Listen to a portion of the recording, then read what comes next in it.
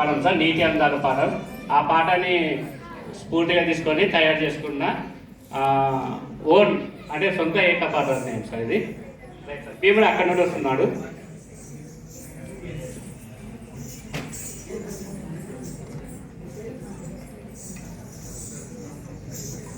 ఆహా, ఏమిటి నీతి అందాలు, నా తనువు పులకరించిపోతున్నది.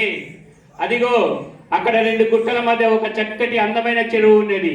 ఈ లక్కవరం చెరువు కదా. ఇక్కడికి వచ్చిన పిమ్మట నా మనసు చాలా ప్రశాంతంగా ఉన్నది. ఈ చెరువును కాకతీయ రాజులలో మణిపూస అయినటువంటి రాణి రుద్రమదేవి గారు తవ్వించారు కదా. ఎంతైనా వాళ్ళు కళా పోషకులు, రైతుల పాలిటి దేవుళ్ళు కదా.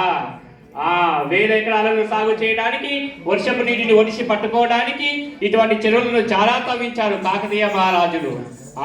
ఇక్కడ ఏదో జనులు ఏదో మాట్లాడుకుంటున్నారు, నేను శ్రద్ధగా వినేదను.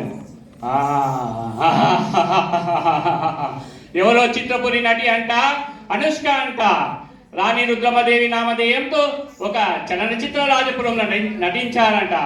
మాకు నారద మునీంద్ర వాళ్ళు సెలవిచ్చారు కానీ మేమే మరచిపోయాము. తదుపరి నేను స్వర్గలోకం వెళ్ళిన పిమ్మట ద్రౌపది పంచపాండవులతో సకుటుంబ సపరివార సమేతంగా ఆ చిత్రపుర రాజాని మనస్ఫూర్తిగా తిలకిస్తాను. ఇక్కడ ఏదో వల ఉన్నది, జనులు నడుచుకుంటూ వెళ్తున్నారు, మనము ప్రవేశిద్దాము. పడిపోతున్నా పడిపోతున్నా పడిపోతున్నా పట్టుకున్నా పట్టుకున్నా పట్టుకున్నా పడిపోతున్నా పడిపోతున్నా పడిపోతున్నా పట్టుకున్నా పట్టుకున్నా పట్టుకున్నా. ఏమిటి దీని యొక్క నామధేయం? వంతెననా, వారధినా? ఈ వారధి ఎక్కిన పిమ్మట నాకు లక్నవరం చెరువు సమీపాన 13 ద్వీపములు కనిపిస్తున్నాయి. దగ్గరలో ఉన్న 3 ద్వీపాలను కలపడానికి ఈ వారధిని నిర్మించారా?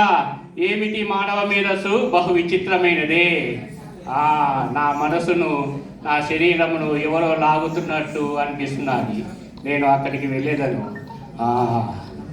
ఏమిటి ఈ శివలింగం నన్ను ఆకర్షించుతున్నది. ఇక్కడికి వచ్చిన పిమ్మట నా మనసు చాలా ప్రశాంతతను పొందుతున్నది. నా మనసు, నా శరీరము ఏదో చెప్పాలనుకుంటున్నది.